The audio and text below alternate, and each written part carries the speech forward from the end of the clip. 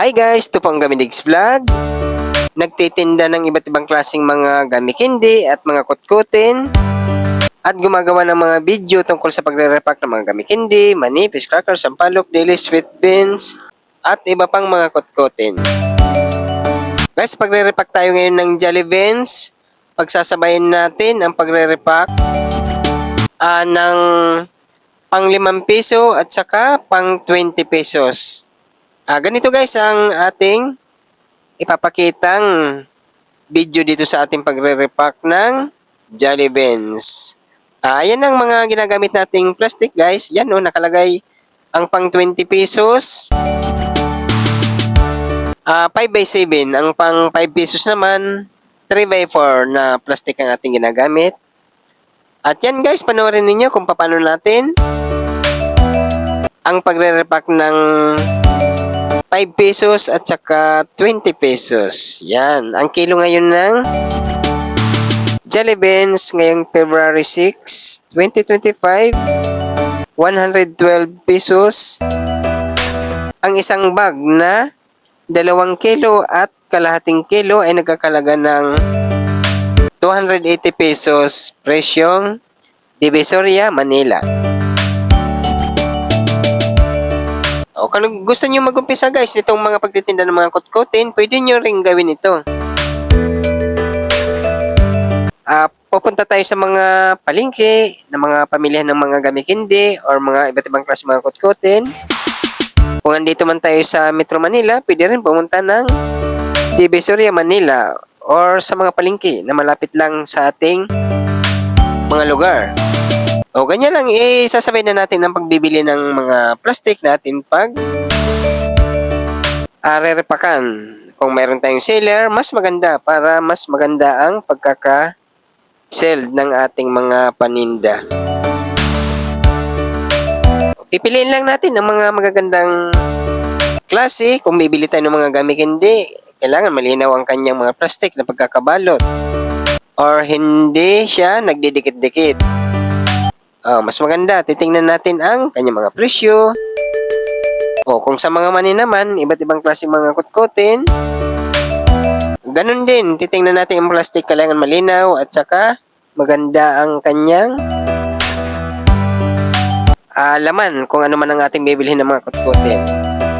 At ito naman, bago naman natin to i-sell, kailangan bibilangin natin ang ating mga puhunan at kung magkanong gusto nating tubo sa ating mga re-repakin na magkaiba-ibang klaseng mga presyo ng ating puhunan guys. Pero ang aking ginagawa, yan yung nasa video natin guys, dalawang klase lang, 5 pesos at 20 pesos para hindi malilito ang ating mga kababayan na bibili ng mga kutkutin. Yung mas maganda yung pwesto natin open lang para kitang-kita sa labas ng ating mga kababayan. Tulad ng ganito guys, yan maganda ang ating pwesto ay naka-open lang. Kitang-kita sa labas ng ating mga dumadaan. Or kung may bibili, sila na mismo ang kukuha ng kanilang gusto or pipitas ng kanilang gustong bibilhin. At pag nalaman naman na ganyan ang ating mga paninda, sila na mismo ang babalik-balik sa ating mga pwesto para bumili. Ganyan lang guys ang mga pagre-repack nito. Napaka dali lang gawin. At yan, bago naman natin i-sell dyan, bibilangin natin kung magkano ang ating mga presyuhan at saka kung magkano ang ating puhunan. Pwede yan bawasan or dagdagan. Depende sa gusto nyo kita or tubo. Kung nagtatrabaho tayo, pwede din natin gawin to mga pagtitinda ng mga kutkuting guys. Yan, i-alok lang natin sa ating mga kakilala or mga kaibigan, katrabaho. Yan, mabibili yan. Mabilis yan mabili. Mga ganitong presyuhan na 5 peso at saka 20 pesos. Kayang-kaya ng ating mga kababayan. Yan, at saka masasarap ang mga ganitong mga kutkuting guys. Mga mabili ngayon. Ngayong 2025, napakabili itong mga ganitong mga kutkutin. Mga bata hanggang matanda ay napapabili ng mga ganitong mga kutkutin. Ayan, ang pagdi-display natin yan guys, magkaiba lang. Itong 20 pesos, sinasabit natin yan sa alamre. Itong 5 pesos naman sa karton ng cake. Ini-stapler natin ng ganyang yan ang kanilang pagdidisplayhan. Yan, yung isa karton, yung isa alamre. Para mas maganda. At saka isinasabit ko muna guys yung mga nakakarton. Dikit-dikit yan na nakasabit. Tulad ng ganito. Oh. At saka sa likod naman yung mga tag 20 sa pinagsasabitan naman ng karton. O yun lang. Nasa baba ang 20.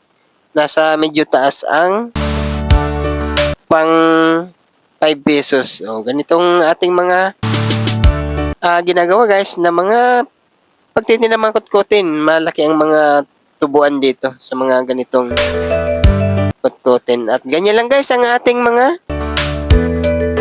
ginagawa. Guys, nagpapasalamat ang Kamidigs Vlog sa lahat ng mga subscribers at lahat ng mga nanonood sa mga video ng Kamidigs Vlog. Thank you guys! Kung magustuhan nyo ang mga ganitong klaseng video, please subscribe. Pagka okay naman sa inyo, like, share, at saka gawin nyo rin para lahat tayo ay kumita sa mga ganitong pagtitinda ng mga kutkutin. Thank you guys! Bye! O, diba?